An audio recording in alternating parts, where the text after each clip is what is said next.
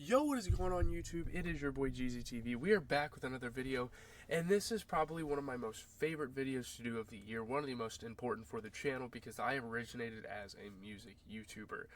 And yeah, we have the top 25 albums of the year in my opinion. Again, this is extremely subjective. If you don't agree, I really don't care, but if you want to leave comments giving me input, I will gladly take it. This is a discussion opportunity. But yeah, top 25 albums of the year. It's going to be mostly hip-hop, maybe a little bit of pop, but a lot of hip-hop. Yeah, I'm not a huge rock fan or like a pop or like an alternative. I'm not a huge fan of those. So that is just a quick disclaimer. If you're a hip-hop fan, you came to the right place because we are going to be counting down from 25 all the way to 1. It's a new year. Why not? Come together every single year. I've done it in the past. It's deep down on my channel. You can find it somewhere. So, yeah. Let's go. I'm not gonna lie to you, this year for how many good artists dropped, it's honestly kind of disappointing. We didn't get that many albums. Obviously, we got 25 pretty good albums that I'm about to name. There's one on here that I genuinely think sucks, but that's because I had to fill out the top 25. But I'm not gonna lie, there were a couple moments this year where it's like, okay, are we gonna get new music from anybody? There were a couple of artists that didn't drop this year that I was pretty disappointed in. I can't really think of anybody at the moment, but yeah. I mean, maybe Kanye could have dropped down to 2.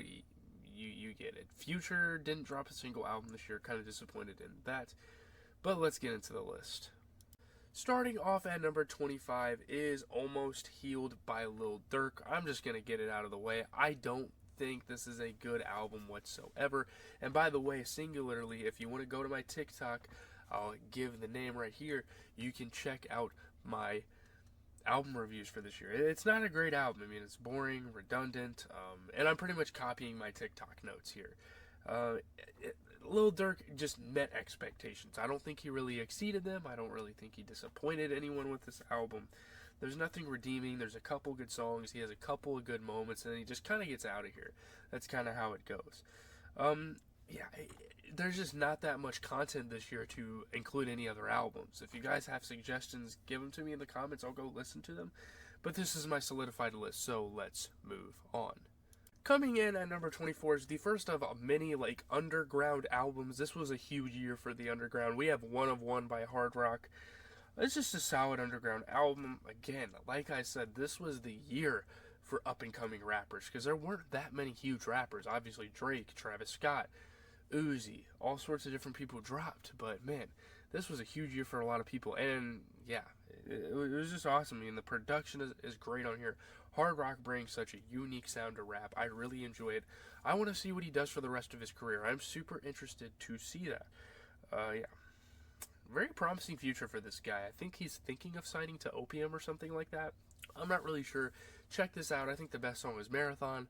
Promises is great. One of One. Blez, good. There's a lot of good tracks on here. It's not like the best album in the world, but that's why it's at number 24. So yeah. And I'm not gonna lie here. Coming in at number 23 is one of the most disappointing albums that came out this year. I had a lot of high hopes for this album, and honestly, when this album first came out, it was pretty damn good. We have If Looks Could Kill by Destroy Lonely, and I know what you're thinking. Since I have underground artists on here, you would think this would be a little higher. He's not necessarily underground, but you get what I mean. But yeah, 26 tracks. I think that's the huge thing about this record is that it has 26 songs. It's not interesting at all. Once you get halfway through the album, it's like, okay, I listened to what I needed, which isn't always a bad thing. You can have extra tracks in there. You can put it on a playlist and constantly be listening to a new song, I guess. But it's a chore to listen to at times. It shouldn't be. I mean, hopefully he learns from this. Artists need to learn from this. We're in a generation of bloating the hell out of albums for whatever reason. But dude, chop your album down. Give me 12 to 15, 12 to 16 tracks and call it a day. 16 is fine. I think that's a really good number, but 26 is not good. That's not even good for a deluxe to have that many songs. So, yeah. I don't know, man. I like a couple of the tracks. He had a good moment this year. He had a huge burst in the scene, but this album is just not quite it for me, but it's still top 25. Coming in at number 22 is Chirpy Red's Mansion Music. This is one of the, I think it's like my first edited reaction that I did this year. It was kind of weird going back on this album. It was such a long time since I had listened to it. It's not a great album, but I mean, it's better than some albums. It's better than a decent amount of albums, in my opinion, that came out this year. Really dope moments. I like the Lucky track. There's a lot of dope features, and obviously there's a lot of like negative connotation that comes with kind of having a lot of features on an album, but I think it works in a lot of cases. You get different sounds, and that's great. That's like a journey of an album. And he also had a couple of solid other drops this year, but I can't really include those in the list. I feel like a top 25 with 2 Trippie Redd albums is kind of insane. What is this, like 2018? I don't know. Yeah. It obviously doesn't stack up to other albums, but it is still top 25. Coming in at number 21, another album that I would say actually kind of disappointed me this year was Young Thug's Business is Business. I am not a huge fan of this. Some people applaud it. I wish I could say this was like a really good album, but I feel like Thug dropped like one of his first weak projects here. It's one of his worst. He completely lost his flair. You know, being incarcerated was a huge deal for him. It really tore him down. I'm not a huge fan of it. I know people like it. It aged pretty terribly. Like, the first couple of weeks, there were tracks like Uncle Murda. There were tracks like, The Best Way. I can't think of that song. The song with Drake was pretty good. Like, the second song with Drake, not Parade on Cleveland. I still like Thug as an artist, and I don't know. It's crazy he had that beef with Gunna. I still like him. It's just I can admit when he drops a bad album, or not a bad album, but not a great album, and he definitely didn't drop a great album here. Like compared to Pink, especially compared to So Much Fun, like this doesn't even stack up. So yeah, pretty disappointing. It's okay for a little while, but yeah, doesn't have longevity. It's not great. Getting into another really good underground album at number 20, we have Homicide Gang, Snot or Not. Isn't it crazy? In 2023, we have a group like Homicide Gang outplaying or outdoing Young Thug. It's kind of wild. But yeah, Snot or Not is better. I really like the production. It's super entertaining. I could see this going crazy in concerts. Although I've never been to a Homicide Gang concert, I'd love to go. Like purely for the energy that was in this album. And I don't think they have huge longevity. I don't think they have a whole lot of potential compared to other underground artists, but I think they are really dope. They fit in with the Opium sound quite well. They helped really bring that from the ground up with Cardi and just kind of help revolutionize that sound a little bit. But yeah, this album is pretty good. I don't see a whole lot out of this group, like I said, but it is still quite a decent record. I wouldn't say it's fantastic. It's a pretty good record. Next album at number 19 was my introduction to a new rapper this year that I've never heard of, and that's V's with Ganger. Ganger is really underrated. It's really dope. I really like how people are actually finally starting to push his agenda. This was a great introduction to a new rapper. You know, he has that V sound. He has like the Babyface Ray V's kind of, or the Lucky, what am I saying? Lucky Babyface Ray hybrid. That's literally what he reminds me of. I like it. I mean, the beat selection is awesome. The lazy flow is sick. I know people will kind of frown down upon it, but it's really dope. Shout out to V's. It doesn't stack up with certain albums that came out this year, but again, I have to give him credit. He's going to have a huge year in 2024. You know, he brought out Big Sean at his concerts. Other local rappers from like Detroit and all over the place mess with him. So it's really dope to see. Shout out to V's. Not a Drill is like one of the biggest songs of the year in my opinion. So yeah, dope stuff. Coming in at number 18 was like pretty much the comeback album of the year. He shocked the world. Gunna came out with A Gift and a Curse and flipped the rap game on its head. Obviously later in the year at the time, we would go on to get great albums. But dude, Gunna set a tone for rap with an album like this. Beat some allegations. He didn't fall off, guys. Like, people were saying that at first, calling him a rat, doing all this stuff. But hey, Gunna didn't snitch on me. I mean, that's the huge thing. He secured a #1 spot on the charts without features. It's a great album. He has passion. He cares about the music. He loves I love the bars, the cadences, the flows. Anything you get out of a Gunna album, you're going to get here. It's great stuff. I mean, he's at the top of his game. He's damn near in his prime, which is crazy to say, because Gunna was taking over like 3 years ago, and now he's like kind of right back into form. Yeah, it's a dope moment for hip hop. Shout out to Gunna, great stuff on this album. Next, coming in at number 17, I might have overrated this album a little bit. This was one of the placements on my list, but I'm making it final. This is one of the placements on my list that I thought was a little questionable, and that is Quavo's Rocket Power. It is a pretty impressive release from Quavo, paying respects to Takeoff. I have to give him credit for that one. Takeoff is on 2 tracks. I like the vocals, there's some entertaining flows. Quavo and Offset kind of shocked the world a little bit with their releases. We can set it off as kind of an honorable mention. I think it's better than Almost Healed, but I just didn't include it in the list. Rocket Power, though, it's nothing amazing. It definitely exceeded the expectations of a Quavo album.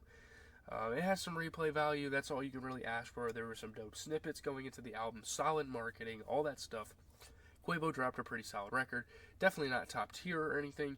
I don't even know if I should put this above Gunna and Visa's album, but I'm just going to for the sake of the video. I know people are going to be coming at my head for doing that.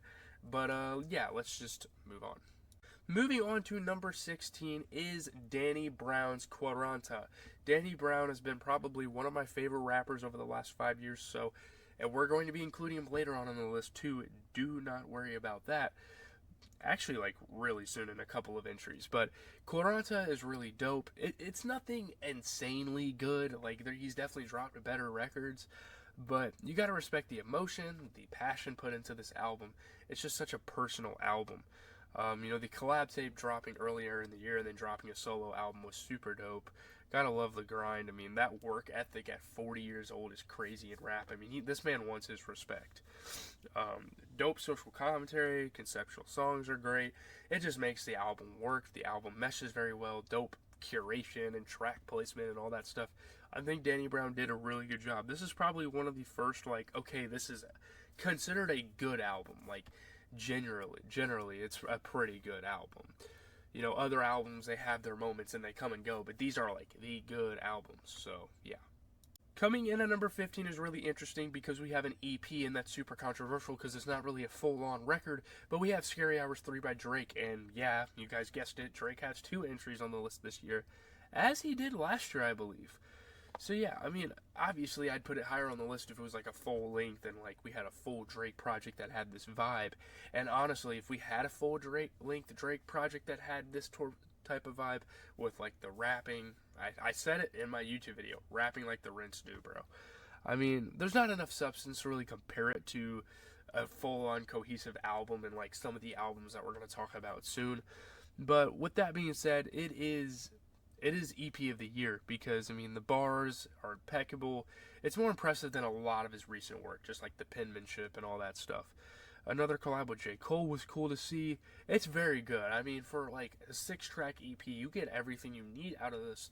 He talks a lot about different things. He bounces from topic to topic. It's a really good record. So if you haven't checked it out, go ahead and do yourself a favor and do it. Next up at number 14 is a collab album between Danny Brown and JPEG Mafia that was much anticipated for the year. We have Scaring the Hoes. I've had a little bit of a change of heart with this album, but it is still top 15 to me. Really dope. Just experimental rap giants in these 2 rappers. I mean, the beats are cool. There's good bars. It's really fun. I mean, the record has everything you need, everything you would expect out of a JPEG Mafia / Danny Brown collab tape. It doesn't disappoint. And it low-key kind of exceeds a little bit. Some of the beats, JPEG Mafia just impresses me every time. He's ridiculous. The Redville feature was sick. Yeah, obviously Danny dropping Quaranta after this, like I said, was super cool. What a year he had. I mean, 2 albums in the top 20, easily. There was good sample usage, cool cultural references, taking a crap on the mainstream. Again, it is exactly what you would expect out of a collab album between these 2 rappers, so yeah. Coming in at number 13 might be another controversial pick, but I am going with Jack Harlow's Jackman. This is one of his first cohesive rap projects, really simple, concise, to the point. Jack Harlow getting an 8 out of 10. I know, it's really interesting. You saw my TikTok, but yeah, this guy has had a bigger leap this year than I've seen a lot of rappers make. He might be most improved. Jackman might win. If I had an award show right now, this would win most improved, for sure. So mature, composed, great lyricism, the production is classic. This album has it all. It's only 10 tracks, puts everything together. It's a wonderful feeling and super refreshing to see a rapper like Jack Harlow that has taken so much heat throughout his career finally come together and bring us a solid album. Obviously, people don't, hold this album on the pedestal that I do, but I'm here for it. I'm not taking back my opinion or anything like that. I really think this is a solid record and probably Jack Harlow's best. Even better than last year's, which I actually liked last year's record, but this probably takes the cake. Next up, we have at number 12, Lucky's Sex, Money, Drugs. Really dope album here. Over the last couple of years, you guys have kind of noticed on my channel how much of a fan I'm becoming of Lucky. I was a little late on the wave. I heard about him for years and years. He has been relevant in rap for quite some time. Give him credit for that. But these last two albums he's dropped, whether it be Sex, Money, Drugs or Flawless Like Me, these are two really, really good projects. I think this is a good album. It's definitely album of the year worthy. I love the beats. I love the flows. Yeah, I was introduced to V's with this album. This is the first time I've listened to V's too. And then I went on to listen to Ganker, and I was like, wow, this guy is it. I gotta put him. I gotta put him on my list. This isn't as good as Flawless Like Me, but it's really solid. And Whole World Slat with V's is probably one of my favorite songs that came out all year. It is so freaking good, man. Coming in at number 11 might be another controversial take for being so low, but we have Drake's For All the Dogs. It probably should be in the top 10, but there are some really, trust me, there are some really good albums to come ahead, and obviously not for, casual rap fans. You actually have to listen to music to know that these albums are pretty good. This album is good. It is really good. It's just, I don't know. Some of my favorite Drake tracks are on this thing, so that says a lot about it. Is it better than Her Loss? Probably, man. I know that's a little bit of recency bias, but I would probably take it over that. Definitely over Honestly Nevermind. Probably over Certified Lover Boy. Might be a stretch, but yeah. I'm a huge fan of this. Obviously 23 tracks, again, it just has that issue. It's some of these tracks are okay, it's filler. I don't care for it. It's a little overhyped, even for Drake standards. There's been a bit of dip in quality in his records over the years. It's not like this really trended that up either. It's definitely better than some of his other recent albums, but I am not going to applaud this as much as other people are, because we have great music still to come ahead. Coming in, cracking the number 10 is Don Toliver's Lovesick, and this is crazy because when I did my first reaction to this album, I had nothing great to say about it. I wasn't a huge fan. But coming back to it, this is one of those you have to listen to multiple times to really get it, and I did, and it's really freaking good upon second listen, or third, or fourth, or fifth. The more you listen to this, I think the better it gets, because you really start to appreciate the music and the vocals and the talent that Don Toliver puts together for this album. It's a really good album. I love the vocal pockets. The features are great. Justin Bieber's on this thing, Future, Toro y Moi.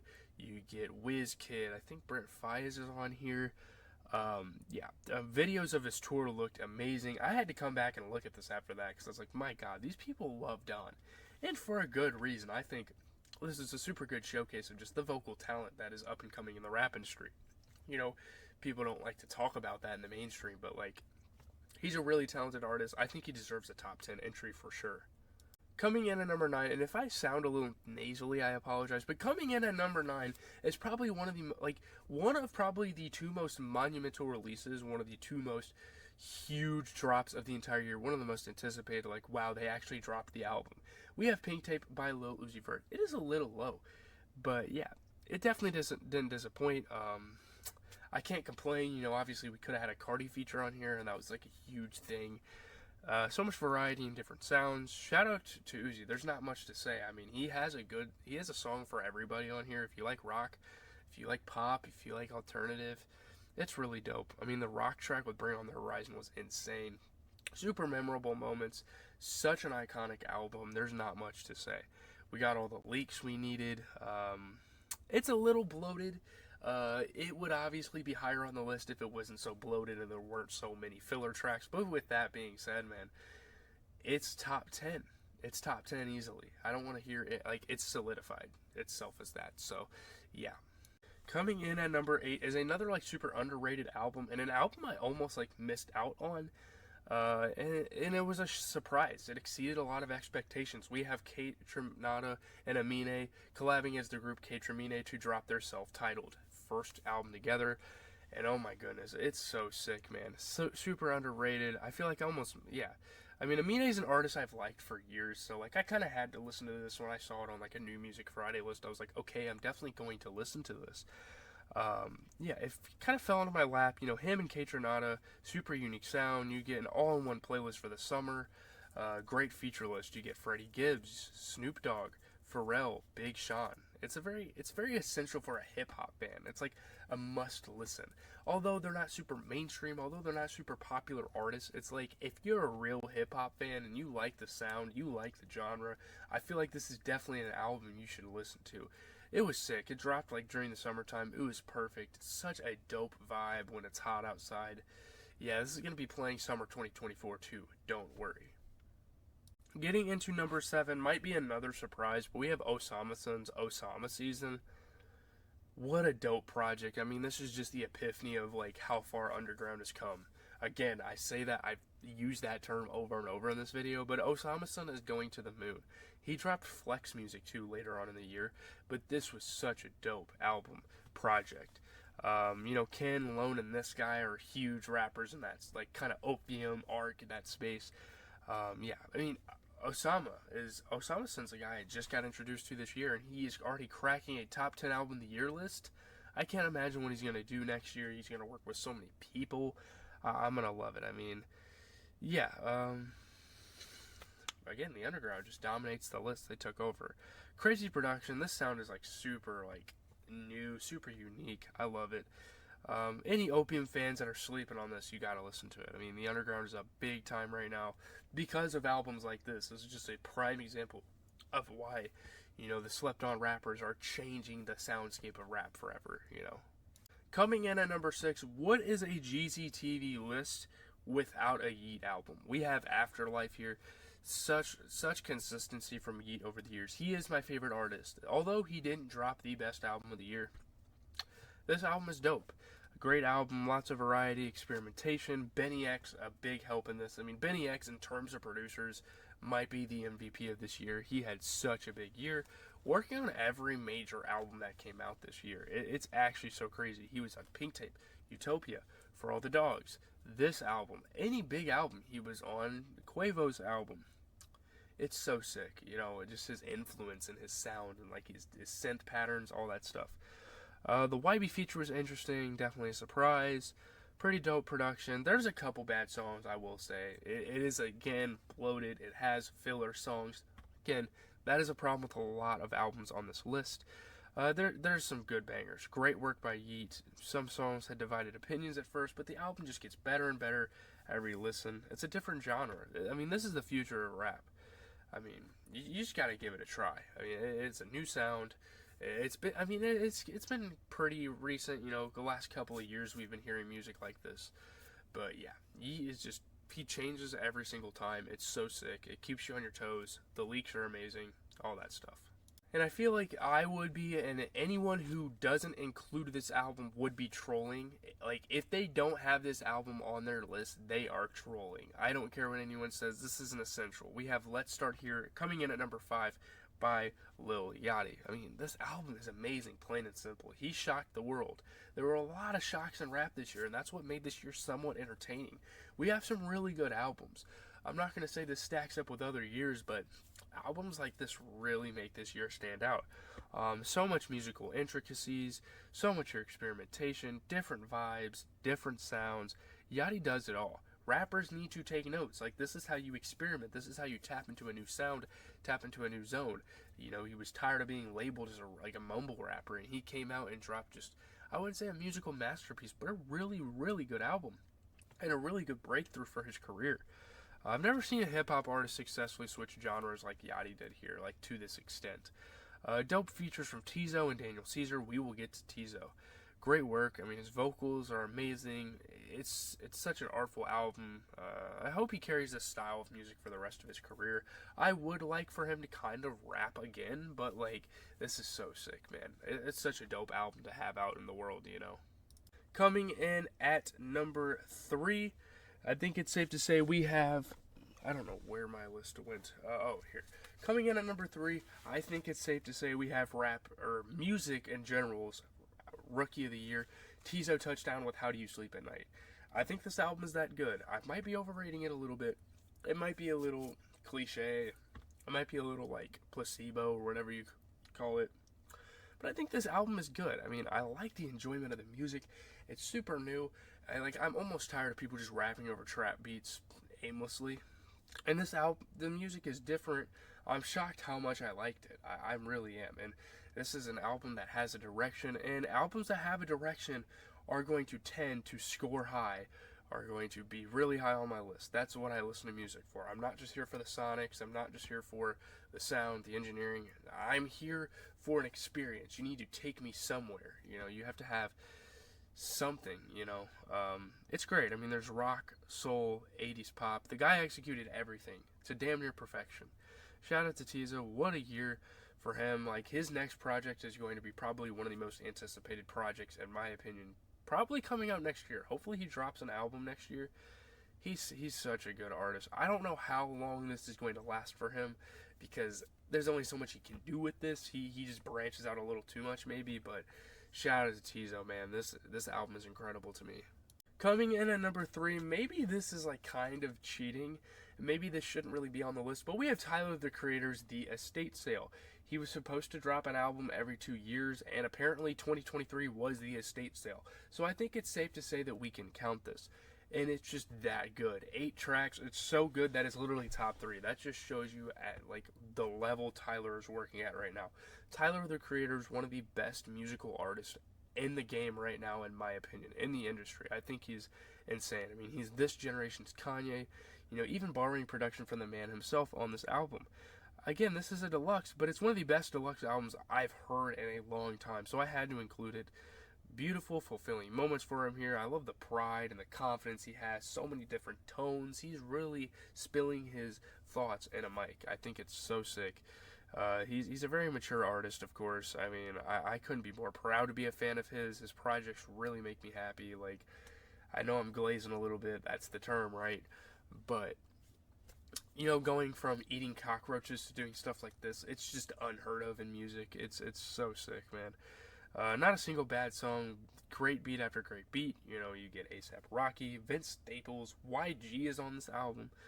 The guy's outdone himself here. Some of his most personal, introspective work, and I am just a super huge fan of this album. So, yeah. At number 2, you can judge me all you want, call me like an opium dick rider, but dude, Ken Carson's A Great Chaos is a top 3 album that came out this year. There's really nothing to debate about. Okay, song from the album, just, there you go if you wanted a preview. This album is amazing. I think it's so sick. I mean, probably one of the best new gen rap albums out there. I mean, Ken is able to do what a lot of rappers nowadays can't do. Change his sound, you know. Oh my god, Fighting My Demons is probably Song of the Year. And I know this isn't Album of the Year, but that doesn't mean we can't have the Song of the Year on here. Fighting My Demons, dude. So many good tracks on here, dude. Jennifer's Body is just so iconic. The beat, obviously Fighting My Demons, Me and My Cup, It's Over, Rockstar Lifestyle. Not every track is super good, and not every track is going to have some sort of longevity as we go on in time, but dude, this album is so damn good, bro. I don't care what anyone says. I think every track is good. You know, Pots is good. The Nightcore series is good. Vampcore is sick. Hardcore. Like, I can name every track on the project and what I like about it. We're not going to do that because I kind of want this to be a concise video. But you get the point. This is a super good track, or album. And it has a cool direction. There's not really an experience to be had quite. It's an experience, I guess. There's not really like a direction it's going in. It's just a really good set of beats and flows and super entertaining stuff, man. But there's no album that compares to this one. If this isn't number one, if this isn't your album of the year, I have serious concerns. We have Utopia by Travis Scott. Obviously, if you're not like a hardcore rap fan, I understand why this isn't your album of the year. But to me, it's the definite album of the year. Nothing like things come close, but this is the undisputed. I mean, great features. I love that he kept them hidden in the beginning. Again, he kind of does that. He hides the features. Such a sick experience. The rollout was so sick, man. Like, it was such an experience. It was something to look forward to every day. I like all of Travis's albums. He made an adventure for the listener. There's like a new world he kind of built with this Utopia. It's so creative, even if he's not the most like lyrical guy out there, and he's not the like he's not the most talented, I would say, but just his way of like bending worlds and like creating things is so awesome, man. He showed why he's a pioneer for the hip hop sound, broke some barriers. The tour looks hype. What more could you ask for? He gave us every good snippet, even one from 10 years ago. Good project that'll be remembered for probably decades to come. I think this is album of the decade. I don't think there's really much more to say about it. Do I need to say more? Damn near every track, but like K-pop and a couple of others just hold weight for music this year and is on everyone's playlist. This guy went crazy. Travis Scott didn't disappoint. Maybe it wasn't quite worth the wait, but my goodness, this is an incredible record. Anyways, that is going to do it. Leave a like, comment, subscribe. If I left any albums out, let me know in the comments. I should be getting this out to you guys tomorrow morning, or New Year's Day, because that's perfect, because we're starting 2024. I cannot wait, guys, for the music that we're going to get in 2024. It is looking really good. It's definitely looking better than this year. So turn your noties on. We will be doing edited reactions for all the bigger releases that come out next year. And yeah, I'm out, guys.